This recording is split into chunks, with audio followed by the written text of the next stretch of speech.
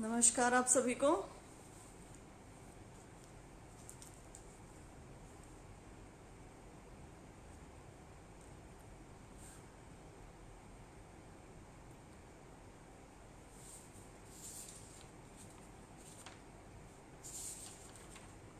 HCS is just around the corner. 12 तारीख को exam है।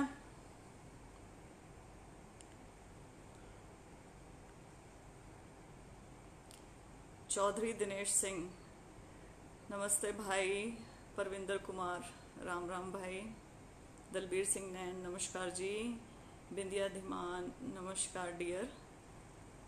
राकेश गरेवाल, नमस्कार भाई। जितेंद्र मेहरा, राम राम भाई। अमित कौंटिया, हेलो भाई। सुनील गुर्जर, नमस्कार भाई। लोहान राजेश, नमस्कार भाई। विक्रम सिंह, हेलो। रविंद्र मान, नमस्कार। सुखमीत, नमस्कार। जिमी चौधरी, नमस्कार। सुनील गुर्जर, कुंडू प्रदीप, दलबीर सिंह नैन, काफ़ी लोग जुड़ गए हैं। बस मुझे ये बता दो वीडियो एंड साउंड क्वालिटी अच्छी है तो हम स्टार्ट करते हैं। हिमांशी, नमस्कार डियर। अरविंद घनगस, नमस्कार भाई। क्या साउंड क्वालिटी और ठीक है? बिल्कुल। बिंदिया धीमान, मैं अच्छी हूँ, आप कैसे हो? ALM का कब होगा जी? ये क्वेश्चन आपको HSSC और सरकार से पूछना चाहिए। हवा सिंह चौहान, नमस्कार भाई। जगबीर राठी, नमस्कार। रविंद्र मान, आर्ट एंड क्राफ्ट वालों पे भी बनाओ जी आगे भाई। आज HCS का है, बड़ा इंपॉर्टेंट टॉपिक है। क्या सही आवाज आ रही है मेरी? दलबीर सिंह नैन, थैंक यू वेरी मच। काफी लोग जुड़ गए हैं और अब हम आज बड़े महत्वपूर्ण टॉपिक पे बात करने वाले हैं। काफी टाइम से मैं इस वक्त का इंतजार कर रही थी कि कब HCS फाइनल हो जाए कि यस अब पेपर हो रहा है। तो आप लोगों के एडमिट कार्ड्स आ चुके हैं और मेरे ख्याल से सबकी एक बार अच्छे से प्रिपरेशन हो चुकी है। तो ये लास्ट मोमेंट है, last moment. Like we have एक वीक बचा है। तो अब क्या करें? ये एग्जाम सिर्फ आपकी इंटेलिजेंस चेक नहीं करता है। ये एग्जाम ना आपकी विवेक, धैर्य, ये भी चेक करता है। आप ना एग्जाम का स्तर देख के कि भाई बहुत बड़ी पोस्ट है, मैं क्लास 1 क्लास 2 के लिए जा रहा हूं, तो पैनिक मत करना। यहां से बहुत शांत और कॉन्फिडेंट रहना, ओवर कॉन्फिडेंट नहीं। मैं अपना एक्सपीरियंस आपसे शेयर करना चाहती हूँ, फिर मैं क्वेश्चंस पे आऊंगी। मैं अपना एक्सपीरियंस शेयर करना चाहती हूँ कि जब मेरा नेक्स्ट एग्जाम होता था तो रात भर मैं थोड़ी एंग्शियस रहती थी, नींद मुझे कमी आती थी, क्योंकि मुझे लगता था मेरा बहुत बड़ा दिन है, कल मेरा एग्जाम है। किसका? HCS का, राइट।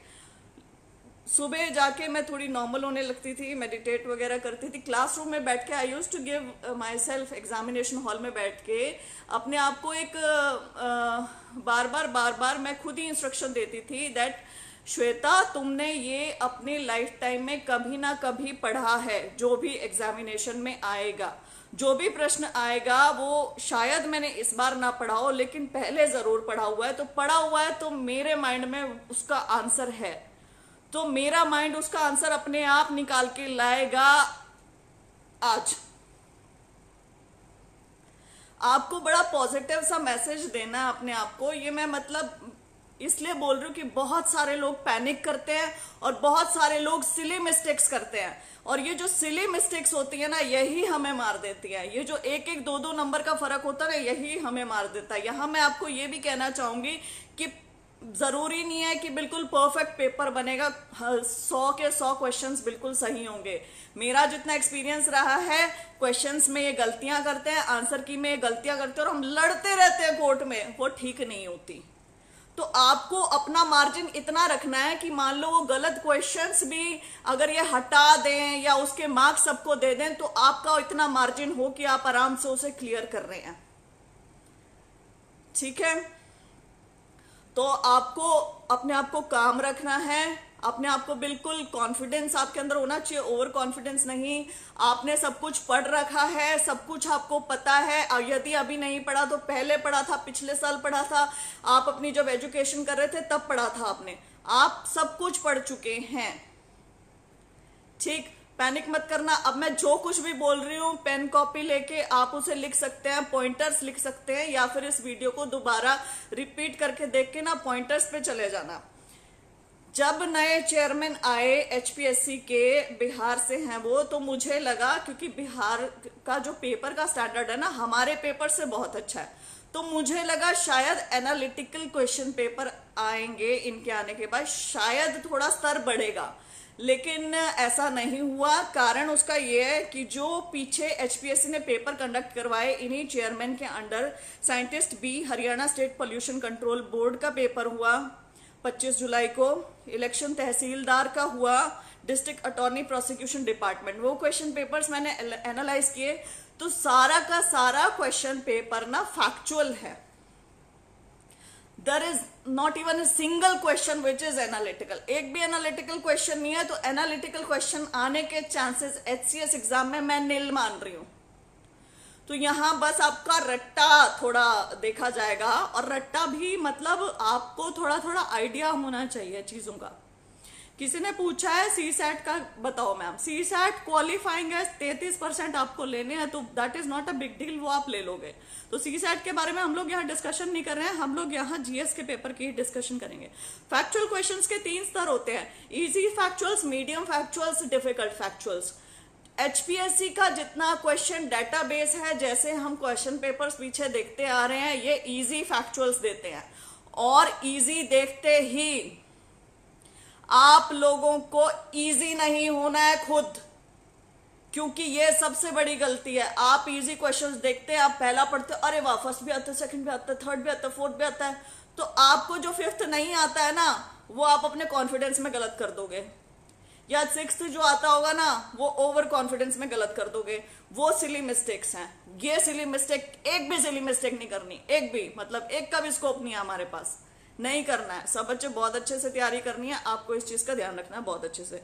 अब हम आते हैं क्वेश्चंस जो मुझे लगता है, जो मेरा एक्सपीरियंस कहता है उन चीजों के ऊपर। जो हिस्ट्री, ज्योग्राफी, पॉलिटी, ये पोर्शन है, ये 40 से 45 क्वेश्चंस लेके जाता है। ईडब्ल्यूएस के बारे में बाद में बात करेंगे, अक्षय चौधरी जी, एचसीएस के बारे में बात हो रही है यहाँ पे। 40 से 45 question history, geography, polity and environment के आएंगे। साइंस के 10 से 12 से 15 क्वेश्चंस रहेंगे, 12 से 15 हरियाणा के रहेंगे, 12 से 15 कन्वेंशनल जीके रहेगा, 8 से 10 करंट रहेगा, 7 to 8 इकोनॉमी। ये मोटा मोटा सा एक डिस्ट्रीब्यूशन है जो रहेगा। सबसे कम आते हैं करंट एंड इकोनॉमी के हमारे हरियाणा में। उसी हिसाब से आप अपनी रेपिटेशन करना, या जो आपका पोर्शन कमजोर है वो आपको करना है 1 वीक के अंदर अंदर।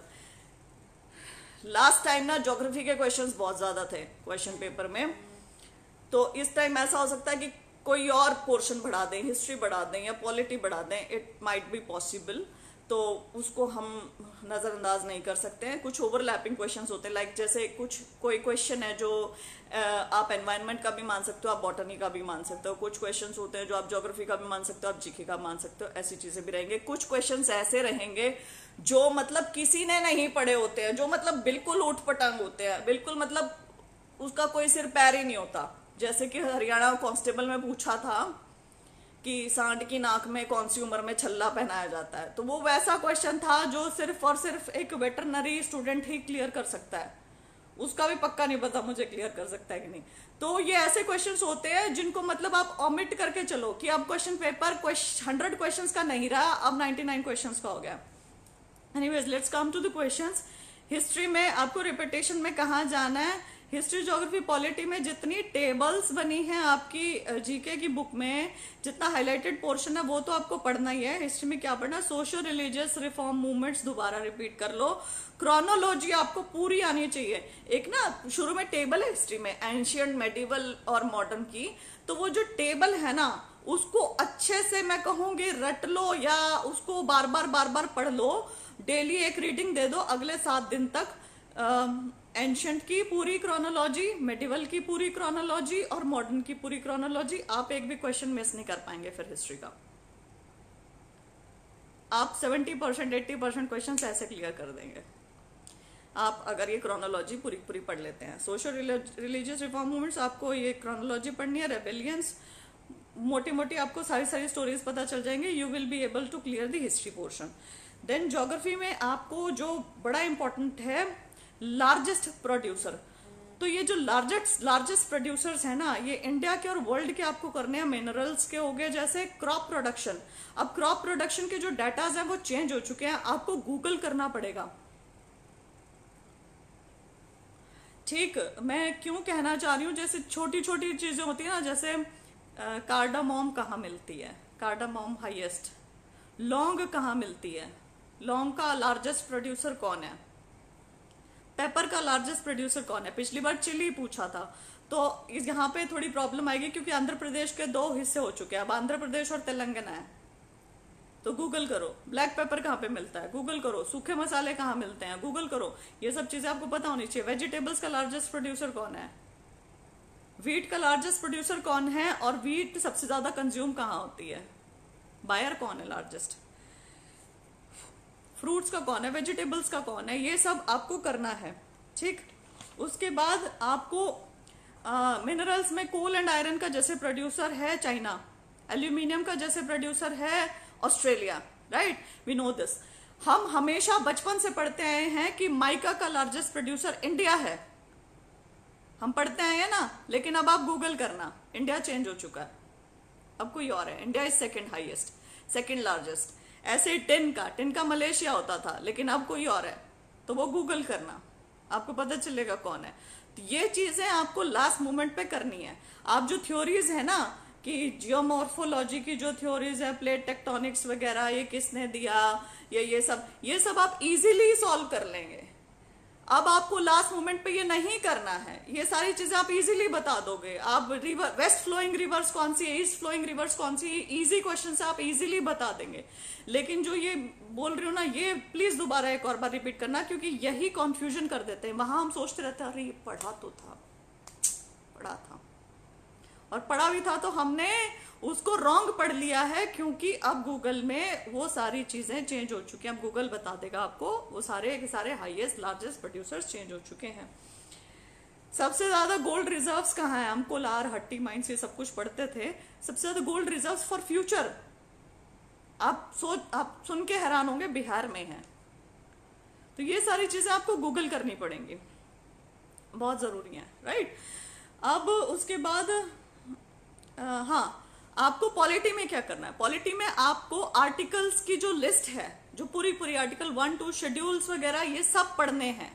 ये सब पूरा अच्छे से पढ़ेंगे, पीछे पार्ट 1, पार्ट 2 सब कुछ, अमेंडमेंट सारी की सारी, ये सारी लिस्ट बार बार पढ़ लो। मैं कह रही हूँ जो एक क्रोनोलॉजी है, जो ये इनकी लिस्ट है, रोज एक रीडिंग दे दो। आर्टिकल्स अगर आप ये सब पढ़ते हो, ये क्रोनोलॉजी, अमेंडमेंट, शेड्यूल्स, ये सारे पढ़ते हो, आपका 60 to 70% पॉलिटी आप यहाँ से कवर कर देंगे। हम मेन ना वो फैक्चुअल भूल जाते हैं, हम ये भूल जाते हैं, अरे इलेक्शन का आर्टिकल तो था, कौन सा था, मतलब ये इजी है, सॉरी मैंने गलत एग्जांपल ले लिया, बट देन ऑल्सो आप समझ ही गए होंगे। मैंने बताया भी था कि आपको एक टेबल भी बनानी है कि प्रेसिडेंट किन किन को अपॉइंट करता है, किन किन को रिमूव करता है, गवर्नर किन किन को अपॉइंट करता है, किन किन को रिमूव करता है, कहाँ, ऐसे ये सब चीजें आपको, ये सारी चीजें पता होनी चाहिए। ये सारी चीजें आपको एक टेबल बना लो और ये फटाफट हो जाएंगी, और बाकी पॉलिटी में कुछ बचता ही नहीं है। बाकी polity you will be able to solve, कुछ नहीं है उसके अंदर, सारा मेन इसी के अंदर है, फैक्चुअल यही है, बस ये कर लिया, फिनिश। देन उसके बाद हाँ, हाईलाइटेड पोर्शन मैं बोल रही हूँ, हाईलाइटेड पोर्शन एक बार निकाल लेना। जो ल्यूसेंट की छोटी वाली बुक आती है ना, छोटी वाली, उसमें हाईलाइटेड पोर्शन और टेबल्स, हाईलाइटेड पोर्शन टेबल्स, बस ये करना है।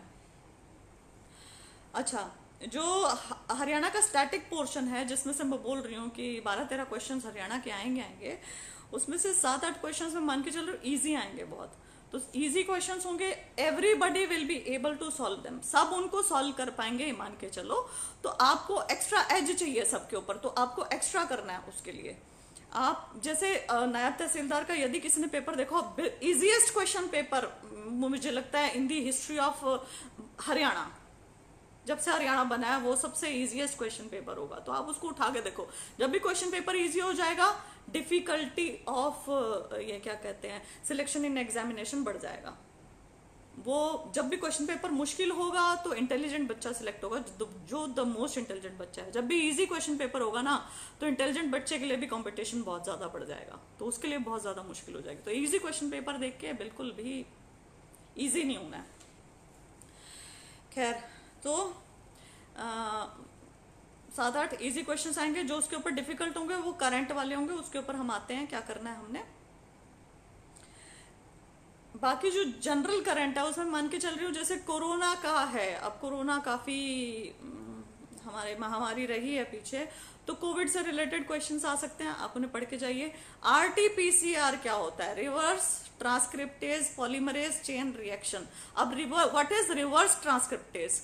जो बायोलॉजी जूलॉजी के स्टूडेंट्स हैं वो उसे क्लियर कर पाएंगे। रिवर्स ट्रांसक्रिप्टेज आप पढ़ो कि आरएनए से कॉम्प्लीमेंट्री डीएनए बन जाता है, उसे बोलते हैं रिवर्स ट्रांसक्रिप्टेज। ठीक। और ये रेट्रोवायरस करता है। रेट्रोवायरस क्या होते हैं? वायरसेस क्या होते हैं? एक क्वेश्चन मेरे दिमाग में आ रहा था बार बार, मैं यहाँ बताना चाहती हूँ, पता नहीं क्यों मेरा दिल कर रहा था कि ये क्वेश्चन मैं बताऊं, शायद आ जाए किसी भी क्वेश्चन पेपर में, कि आर वायरसेस लिविंग और नॉन लिविंग थिंग, ये चीज। और कैस्पिड, इनका जो जेनेटिक मटेरियल होल्ड करके रखता है ना, उसको कैस्पिड बोलते हैं। तो ये वायरसेस के बारे में थोड़ा सा पढ़ के जाना। ओलंपिक्स अभी हुए हैं, ओलंपिक्स का आप थोड़ा पढ़ के जाना, ओलंपिक्स का। उसके बाद जो कन्वेंशनल जीके है उसमें यूएनओ की जो लिस्ट है, जो WTOs हैं, IMFs हैं, उनके नीचे हैं ब्रेटन वुड कॉन्फ्रेंसेस कब बने, कब आई, ये सब कुछ। उसके बाद लास्ट टाइम ना बहुत ज्यादा मैच द फॉलोइंग था, मैच द फॉलोइंग, यहाँ पे कुछ 4, यहाँ पे कुछ 4, उनको सब मैच करना था, तो उसमें भी देखना, ठीक है, ध्यान रखना। हाँ, लास्ट टाइम फोबियाज भी पूछे थे, फोबियाज की लिस्ट थी एक, फोबियाज की, ये वाला फोबिया क्या होता है, ये वाला फोबिया क्या होता है, वो जनरल देख लेना। उससे पहले ना बैंक की लाइंस थी, बैंक की टैग लाइंस थी इंश्योरेंस की, जिंदगी के साथ भी जिंदगी के बाद भी। ICICI क्या बोलता है, SBI क्या बोलता है, सेंट्रल बैंक की कोई होगी, ये सब, ये भी एक बार पढ़ लेना, एक नजर में से निकाल लेना इसे भी। मिलिट्री एक्सरसाइजेस वरुण मैत्री, ये सब पढ़ना प्लीज। मिलिट्री एक्सरसाइजेस भी ये पूछते हैं। डेज, ये इनका फेवरेट एक क्वेश्चन होता ही होता है डेज के ऊपर। एनवायरनमेंट डे कब आता है, स्पोर्ट्स डे कब आता है, योगा डे कब आता है, तो वो डेज वाली लिस्ट करके जाना, एक क्वेश्चन पक्का आएगा उसमें से। आज तक तो इन्होंने उस क्वेश्चन को कभी छोड़ा है नहीं, तो एक क्वेश्चन मैं मान के चल रही हूँ वहां से आएगा। अन्नी has given the right answer, yes, viruses के बारे में। इंडेक्सेस पढ़ने हैं, world happiness report, human development report, gender वाली, करप्शन परसेप्शन वाली, ये सब आपको पढ़नी है। इंडिया की रैंकिंग उसमें क्या चल रही है, बढ़ी है, कम हुई है, ये सारी आपको पढ़नी है। Then revolutions, pink, white, yellow, golden, ये सब ब्लू, ये सारे रेवोल्यूशन। एक जो दी मोस्ट इंपॉर्टेंट चीज मैं यहाँ पे बताना चाहती हूँ, जो किसी बुक में कहीं पे भी नहीं देते हैं, कहीं पे भी नहीं बताते हैं, वो है आपका हरियाणा से रिलेटेड जो पोर्शन होता है ना। कई सारी यहाँ पे जैसे इंस्टीट्यूशंस हैं और जैसे पोर्टल्स हैं, हैफेड हो गया, हार्ट्रॉन हो गया, हार्को बैंक हो गया, हरियाणा शहरी विकास प्राधिकरण HSVP, Haryana cooperative societies act कब आया था, जैसे ये कब आई थी, Haryana real estate registration authority, HAREDA renewable energy development authority Haryana की, हर समाधान पोर्टल हो गया, सरल पोर्टल हो गए। नाम ये याद रखो, और इससे रिलेटेड हरियाणा के जितने पोर्टल सब कुछ है, प्लीज उन सब के बारे में पढ़ के जाओ कि ये क्या है और ये कौन सी तारीख को आए। एग्जैक्ट तारीख याद करके जाना, क्योंकि क्वेश्चन पेपर में आता है। एग्जाम्पल देना चाहूंगी, हरियाणा समथिंग ये कब बना था, 1 अगस्त को, 2 अगस्त को, 3 अगस्त को, 4 अगस्त को, या तो ऐसे होंगे, या होगा 1 जुलाई को, 1 अगस्त को, 1 सितंबर को, 1 अक्टूबर को, या ईयर चेंज कर देंगे 2001 में, 2002 में, 2003 में, 2004 में। ठीक है, तो ये आपको पढ़ के जाना ही जाना है, और इसके लिए आपको गूगल करना पड़ेगा। आपको ये कहीं नहीं मिलेंगे किसी स्टडी मटेरियल में, आई डोंट थिंक सो कि मिलने वाला है। अह, तो आपको ये पढ़ के जाना है, ओके। ये अपनी तरफ से गूगल करना, पढ़ना। और एक इम्पॉर्टेंट वेबसाइट बता रही हूं मैं, वो है Haryana CM office .gov.in। Haryana CM office .gov.in, उसमें पढ़ना जरूर। वो पूरी वेबसाइट अच्छे से एक बार पढ़ लो। उसके अंदर अचीवमेंट्स वाला एक कॉलम है, ठीक है। अचीवमेंट्स वाले कॉलम पे आप क्लिक करोगे तो उसके अंदर विमेन एंड चाइल्ड डेवलपमेंट से रिलेटेड अचीवमेंट्स जो हरियाणा गवर्नमेंट की है, रूरल डेवलपमेंट से रिलेटेड, स्पोर्ट्स एंड यूथ से रिलेटेड, पुलिस से रिलेटेड, आईटी सेक्टर से रिलेटेड, पावर जनरेशन से रिलेटेड, पब्लिक हेल्थ से रिलेटेड, अर्बन लोकल बॉडी से रिलेटेड, मतलब कई सारे हेड्स हैं। और उसमें हरियाणा गवर्नमेंट ने खुद अपनी अचीवमेंट्स लिख रखी हैं। कृपया उन सब अचीवमेंट्स को आप एक बार गो थ्रू कर लें, उसके अंदर से चले जाएं, आपको पता चल जाए इन्होंने क्या क्या किस किस चीज में किया है। मोस्ट प्रॉब्ली आपको वहां से 1 और 2 क्वेश्चंस आने चाहिए, ज्यादा भी आ सकते हैं, ठीक है। तो प्लीज आप उसमें से गो थ्रू होना। और हर एक चीज की जो ये हर समाधान और ये सब मैंने बताया, हरेड़ा, हरेरा, हरसंभ, HSVP, कोऑपरेटिव सोसाइटीज, हेफेड वगैरह, इन सब की एग्जैक्ट डेट्स, ये करते क्या हैं, ये एक्ट कब पास हुआ और कब ये असली में एजेंसी या जो भी इंस्टीट्यूशन है वो रियलिटी में आया, ठीक। बजट रिलेटेड क्वेश्चंस, बजट में मेन हेड्स पढ़ लेना। और इकोनॉमी में आपको क्या करना है, आपको ना जो लास्ट में 2 मार्कर्स होते हैं ना, 2 मार्कर्स, फिजिकल डेफिसिट क्या होता है, रेवेन्यू डेफिसिट क्या होता है, बजट डेफिसिट, टर्मिनोलॉजीज जो रहते हैं, गिनी कोफिशिएंट क्या होता है, लॉरेंस कर्व क्या होता है, ये सब पढ़ लेना। ये 2 मार्कर्स हैं पीछे, बस इसे पढ़ लो। इकोनॉमी की वो होगी, रिवीजन होगी। Don't go through the theory again. सारी की सारी कहानी हमने नहीं पढ़नी है। यदि कोई कहानी पढ़ने मतलब बहुत जल्दी पढ़ सकता है, कोई रिवीजन दे सकता है, उसको बिल्कुल करना चाहिए। मैं लास्ट मोमेंट बताना चाह रही हूँ, 2 मार्कर्स आपको करने हैं, that will be more than enough. सारी स्कीम्स आपको पढ़नी है, बजट में दी होंगी सोशल सेक्टर की जो जो स्कीम्स हैं और जो जो अचीवमेंट्स हरियाणा सीएम ऑफिस की जो मैंने वेबसाइट बताई है वो, प्लस सोशल सेक्टर्स की स्कीम्स सेंट्रल गवर्नमेंट की और हरियाणा की स्पेसिफिकली अच्छे से पढ़ के जानी है, बहुत अच्छे से पढ़ के जानी है, ठीक है। अचीवमेंट्स पे ध्यान देना, क्योंकि क्वेश्चन पेपर में ना नेगेटिव्स नहीं पूछते हैं, पॉजिटिव्स पूछते हैं मोस्टली, ऐसा रहता है। अच्छा जी, एनवायरमेंट प्रोटोकॉल्स एंड ऑर्गेनाइजेशंस आपको पढ़नी, क्योटो प्रोटोकॉल, मॉन्ट्रियल प्रोटोकॉल, ये फूड एंड एग्रीकल्चर ऑर्गेनाइजेशंस के, Brayton would, IMF, world bank के एटसेट्रा, कब कहाँ हेडक्वार्टर्स वगैरह सब पढ़ना है। ये इसको एक रिवीजन देनी है बहुत अच्छे तरीके से। प्लीज वेबसाइट दोबारा बताना, दीदी संदीप मलिक जी ने लिखा हुआ है। वेबसाइट है Haryana CM office .gov.in, Haryana CM office .gov.in, ये पढ़नी है, ठीक है। साइंस के लिए, जो साइंस के स्टूडेंट्स नहीं है, साइंस के जो स्टूडेंट्स हैं उनके लिए इजी है, वो पोर्शन कर देंगे। Chemistry, physics and zoology, biology, botany, ये सब कर लेंगे। लेकिन जो नॉन साइंस वाले स्टूडेंट है ना, उनको यहाँ बड़ी प्रॉब्लम आती है, क्योंकि ये ऐसे क्वेश्चन हैं, इनमें तुक्का क्या मारे, और चीजें तो फिर भी थोड़ा बहुत पढ़ा हुआ होता है। तो यहाँ क्या करें, क्या कर सकते हैं, तो यहाँ आपको ना स्पेसिफिक रोज की रोज अब 7 दिन तक MCQs इसके सॉल्व करो, 100 तीनों के, 100 biology, 100 history, 100 physics and 100 chemistry. Daily ऐसे ऐसे 300 करने लग जाओ, 7 दिन में बहुत अच्छे से हो जाएगा। और MCQ सॉल्व करने से मेरा मतलब ये है कि करके, बस ये नहीं कि कर लिया, याद भी होने चाहिए। याद आपको ऐसे ही करने पड़ेंगे। अब मैं आपको कहूं कि आप वायरस के बारे में पढ़ लो, पूरा आपने वायरस के बारे में पढ़ लिया, पूरी स्टोरी पढ़ ली, ठीक है। और मैं आपसे पूछ लूं कि भाई रेट्रोवायरसेस क्या होते हैं, या कैस्पिड क्या होता है, या वायरस का जेनेटिक मटेरियल क्या होता है, क्या DNA होता है, RNA होता है, और आप वहां कंफ्यूज हो जाओगे, क्योंकि आपने कहानी तो पूरी पढ़ ली, लेकिन कहानी पढ़ने के बाद आपने मेन वो चीजें छोड़ दी, वो पढ़ी नहीं। तो आप कहानी छोड़ दो और पीछे जो 10 क्वेश्चन दिए होंगे ना वायरस के ऊपर, वो 10 क्वेश्चन पढ़ लो और उनको याद कर लो। उसका तो रट्टा ही लगाना पड़ेगा, ठीक है ना। तो यही करना। अब आपके पास कहानी पढ़ने का टाइम नहीं है, और आप यू मस्ट नो कि आपको क्या पढ़ना है क्या नहीं पढ़ना। तो कहानी, डिस्कार्ड दैट कहानी, रीड दोज 10 क्वेश्चंस, वही इंपॉर्टेंट है। और रीड में अगर मैं आपको बोल रही हूँ 100 क्वेश्चन डेली इसके कर लो, 100 इसके कर लो, 100 इसके कर लो, अगर मैं बोल रही हूँ तो इसका ये नहीं कि बस 100 पढ़ के भूल गए। 100 पढ़ो तो 100 यहाँ होने चाहिए, यहाँ बेशक टाइम लगाओ, करो उसे। उसके बाद कोट्स, एक बार क्या हुआ था, कुछ क्वेश्चंस ऐसे आए थे प्रीलिम्स में, एमसीक्यूज क्वेश्चन ऐसे थे कि जिसमें कोट्स पूछ ली।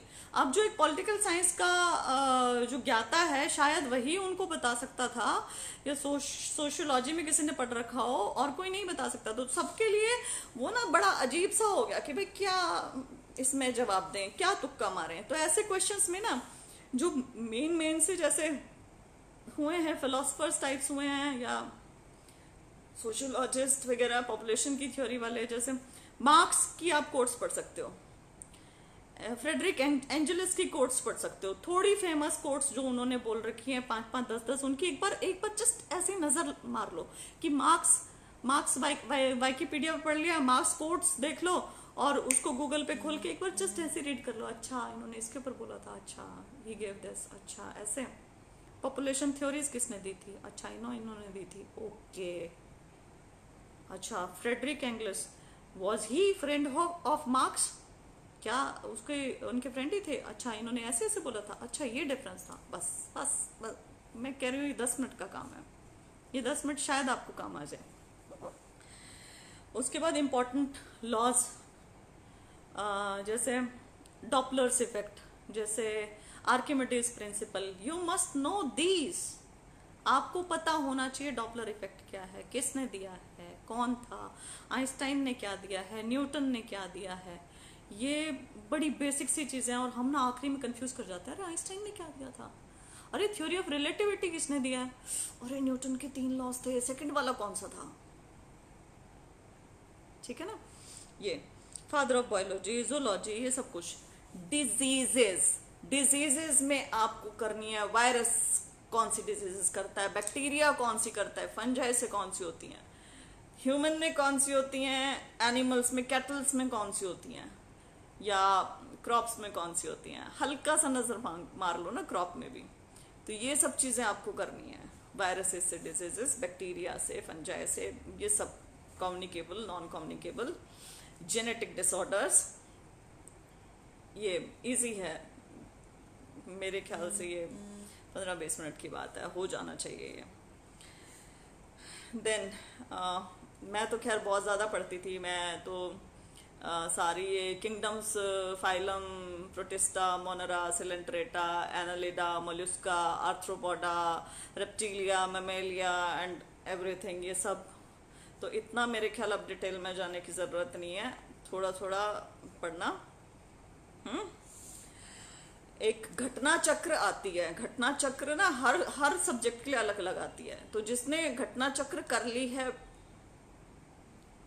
बहुत बढ़िया, अच्छी बात है, आपने हर सब्जेक्ट का यदि उसमें से कवर कर लिया बहुत बढ़िया। वरना दिशा पब्लिकेशंस की एमसीक्यूज है, उसको हो सके तो इन 7 दिनों में पूरी कर लो, उसके एमसीक्यूज पूरे कर लो। ये टाइम मैं आपको बस बताना चाह रही हूँ कि थ्योरी पढ़ने का नहीं है, ये टाइम फुल रीडिंग लेने का नहीं है, ये थोड़ा स्मार्ट स्टडी करने का है। ये टाइम है कि आप just highlighted portions and tables करें, ये टाइम है कि आप बस क्रोनोलॉजीज पढ़ें, आर्टिकल्स पढ़ लें, अमेंडमेंट्स पढ़ लें, दैट्स इट। ये टाइम बस उसका है, ज्योग्राफी के डायग्राम्स देख लें, हाईलाइटेड पोर्शन देख लें, and then come straight to the MCQs. MCQs आपको डेली की डेली करने हैं, दिशा पब्लिकेशन पूरी कर दो, एमसीक्यूज उसके सारे के सारे कर लो। ठीक, करंट बिल्कुल वेरिएबल होते हैं, इनका करंट का हम गेस नहीं कर सकते हैं, just Covid and RTPCR and Olympic, ये थोड़ा बहुत मैंने गेस किया है, वरना इनका ही नहीं पता, ये क्या पता करंट 2020 का पूछ लें, पिछले साल का पूछ लें, तो आइडिया नहीं है, उसके बारे में हम कुछ नहीं कह सकते हैं। ठीक, और 1/4 नेगेटिव होती है इसके अंदर, तो रिस्क लेना है। ऐसा नहीं कि 60 ही क्वेश्चन करके आए, ऐसा नहीं कि 70 क्वेश्चन करके आ गए, 70 में सिलेक्शन नहीं होगा। 100 में से यदि 70 क्वेश्चन करके आ गए, सोच रहे हो कि 30 क्वेश्चन में मेरे को नहीं आते, मैं कैसे अटेम्प्ट करूं, ये वो, तो यहाँ आपको एक थोड़ा सा ना अपना बुद्धि से काम लेना है। यदि क्वेश्चन पेपर डिफिकल्ट है बहुत ज्यादा तो कम अटेम्प्ट करना है, तब यदि क्वेश्चन पेपर बहुत ईजी है तो अटेम्प्ट करने ही करने हैं, आपके पास कोई चॉइस ही नहीं बचती, क्योंकि 1/4 नेगेटिव मार्किंग मीन्स कि यदि आपका एक क्वेश्चन सही है तो आप बराबर में 4 क्वेश्चन गलत करोगे ना तो वो नल्लीफाई होते हैं। मतलब 10 क्वेश्चन यदि आप मान के चलते हो, it means Lucent cover revise कर दें एक और बार, छोटी वाली ल्यूसेंट रिवाइज कर लो, एक दिन का काम है उसको रिवाइज करना। देन उसके बाद मैं बार बार कह रही हूँ क्रोनोलॉजीज कर लो, टेबल्स कर लो, हाईलाइटेड पोर्शन कर लो, दिशा पब्लिकेशंस एमसीक्यूज कर लो। मेरा पूरा वीडियो देख लेना, शुरू से मैंने कुछ क्वेश्चंस बोले हैं जो करने हैं आपको। उन क्वेश्चंस को आपको करना पड़ेगा, गूगल से देखना पड़ेगा, एक वेबसाइट बताइए उसको पढ़ना पड़ेगा। अच्छा, हम आते हैं 10 क्वेश्चन यदि हैं तो 10 क्वेश्चन में से यदि आप 8 क्वेश्चन गलत करते हैं और 2 सही करते हैं तब आपका पूरा नल्लीफाई होता है। यदि 10 क्वेश्चन में से आप 7 क्वेश्चन गलत कर दें और 3 सही कर दें तो भी आप पॉजिटिव में रहते हैं। तो रिस्क लेना है, ऐसी बात नहीं है। मैम क्या रीजनिंग पेपर फर्स्ट में हो सकता है? नो, नहीं होगा, पेपर फर्स्ट में नहीं होगा, सेकंड में होगा, सी सेट में होगा। अच्छा, दूसरा मैंने बोला थ्योरी पढ़ने का टाइम नहीं है। चलो बायोलॉजी का ही उठा लेते हैं, जोलॉजी का उठा लेते हैं। सर्कुलेटरी सिस्टम है, जैसे ब्लड सर्कुलेटरी सिस्टम है, आप उसकी पूरी पूरी थ्योरी पढ़ लो। ब्लड सर्कुलेटरी सिस्टम, अच्छा इम्प्योर ब्लड हमारे यहाँ पे लंग्स में आता है, फिर वहाँ से ऑक्सीजन लेता है, फिर वो प्योर हो जाता है, फिर वो हार्ट में जाता है, फिर ये क्या कहते हैं 4 चैम्बर्स हैं, फिर bicuspid, tricuspid valve, right ventricle, left ventricle, ये सब कुछ आपने सब कुछ पढ़ लिया। और फिर उसके बाद मैंने क्वेश्चन पूछ लिया कि भैया ये बताओ ऑरिकल, लेफ्ट ऑरिकल कहाँ पे होता है, बाइकस्पिड वेल्व किस साइड होती है, किसके पेश में होती है, ऑरिकल वेंट्रिकल, क्या क्या जवाब दोगे आप? वहाँ टेंशन में आ जाओगे, आपको समझ नहीं आएगा। तो दोबारा बोल रही हूँ कि ये सब पूरा पूरा पढ़ने के बजाय जो पीछे 10 क्वेश्चन होंगे ना उसी के ऊपर कंसंट्रेट कर लेना, बस, दैट्स इट। दूसरी चीज, तीसरी चीज कि आपको ना ये यहाँ से शांत रहना है। अब मैंने जितने भी क्वेश्चंस बोले होंगे आप एकदम से शायद पैनिक कर गए हो, अरे मैंने ये नहीं पढ़ा, अरे मैंने ये नहीं पढ़ा, अरे मैंने ये नहीं पढ़ा। तो ये चीज हो सकती है और ये बहुत नॉर्मल है, सीरियसली बहुत ज्यादा नॉर्मल है ये चीज। तो घबराना नहीं है उस चीज में, आपको बस रिपीट करना है, आप बस जाओ। हमें ये लगता है कि हमने नहीं पढ़ा, सबने पढ़ लिया होगा, लेकिन असल बात ये होती है सबने नहीं पढ़ा होता है, कोई बिरला होता है जिसने सब कुछ पढ़ा होता है। तो ऐसे बिरले का तो सिलेक्शन होना ही होना है, लेकिन सीट्स तो बहुत ज्यादा है ना, तो आपका भी हो जाएगा। तो पैनिक नहीं करना, बस नॉर्मल रहना। और मैं ये एग्जाम नहीं दे रही हूँ, मुझे बार बार कुछ अभ्यर्थी बहुत अच्छी अच्छी शुभकामनाएं दे रहे हैं, तो उसके लिए बहुत बहुत धन्यवाद। मैं एग्जाम नहीं दे रही हूँ और उसके बहुत से कारण है। एक कारण ये है कि मुझे लगता है कि मेरे को शायद मैं उत्तीर्ण ना नहीं, कुछ परिस्थितियां हैं जो नहीं होने देंगी ये एग्जाम, मैं नहीं उत्तीर्ण होने देंगी, तो उस कारणवश मैं पीछे हट रही हूँ। ये मेरा क्या बोलूं, सपना था, तो था लगा दिया मैंने उसके पीछे, क्योंकि मैंने अपने पीछे ये दरवाजे बंद कर दिए हैं, मुझे इस तरफ नहीं देखना। तो ये सोच के ही कि मुझे अब इसकी तरफ नहीं देखना, इसलिए मैं इसमें आई थी। किसी ने लिखा क्या एचपीएससी यूपीएससी का अनुसरण कर सकता है इस बार? बिल्कुल भी नहीं कर सकता, क्योंकि पिछले तीनों क्वेश्चन पेपर्स जो हमने पढ़े फैक्चुअल आए हैं, तो इस बार भी फैक्चुअल आएगा। Do not expect analytical from them. इनका कुछ डाटाबेस है क्वेश्चन पेपर्स, वहां से ये लोग उठाते हैं और वहीं से ही आते हैं। ठीक, ऑल द वेरी बेस्ट, बहुत अच्छे से पेपर देना, बहुत बढ़िया से पेपर देना, एग्जाम तो दें एटलीस्ट। संदीप मलिक जी, मैंने फॉर्म ही नहीं भरा है और उसके बहुत से कारण हैं। यदि आप राजीव वत्स को जानते हो, राजीव वत्स एक प्रोफेसर हैं, काफी अच्छे मित्र भी हैं मेरे। अपीयर हो ना हो मुझे नहीं पता उनका कि वो अभी अपीयर हो रहे हैं कि नहीं हो रहे हैं, लेकिन उनके साथ ना एक चीज बहुत बुरी होगी और आई फेल्ट वेरी बैड। बुरी एक्चुअली हम लोगों के साथ शुरू से होती चली जा रही है बहुत सारी चीजें, कि प्रीलिम्स क्लियर करने के बाद, मेंस क्लियर करने के बाद इंटरव्यू में कितने नंबरों से रह रहे हैं? 1 नंबर से। इंटरव्यू में कितने नंबर से रह रहे हैं? 2 नंबर से।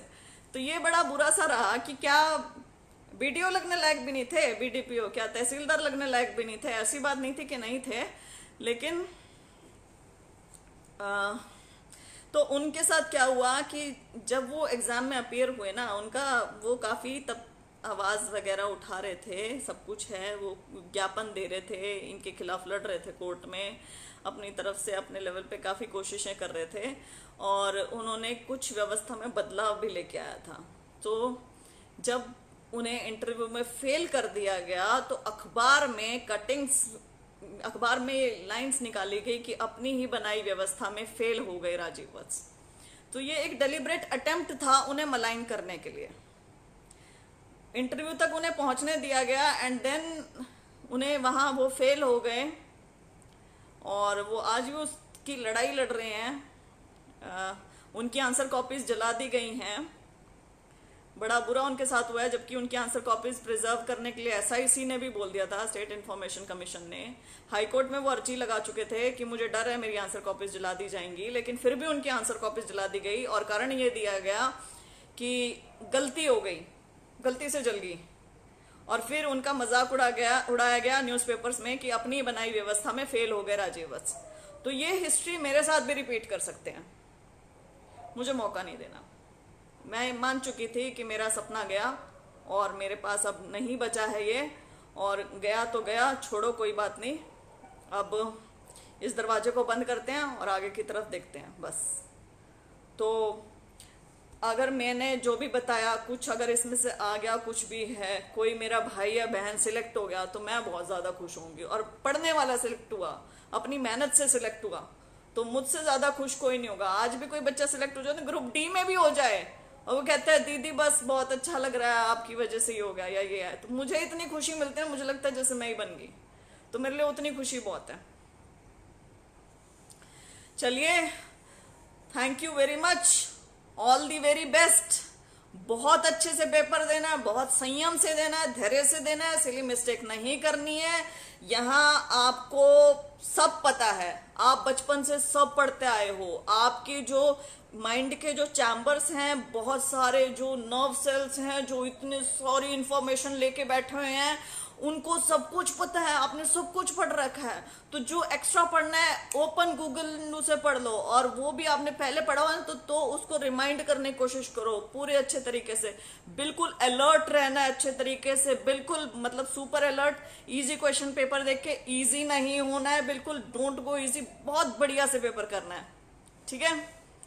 भगवान करे क्वेश्चन पेपर में एक भी गलती ना आए, आप लोग मुझे बिल्कुल भी उस दिन कॉल ना करो इस चीज को लेके कि क्वेश्चन पेपर में ये गड़बड़ होगी, ये क्वेश्चन गलत आ गया। इनफैक्ट आप मुझे कॉल करो कि मेरा क्वेश्चन पेपर बहुत अच्छा हुआ और मेरा सिलेक्शन हो जाएगा, बस मैं यही चाहती हूँ। हार्ड वर्किंग कैंडिडेट को न्याय मिले, बस उसका सिलेक्शन हो जाए। All the very best, good night.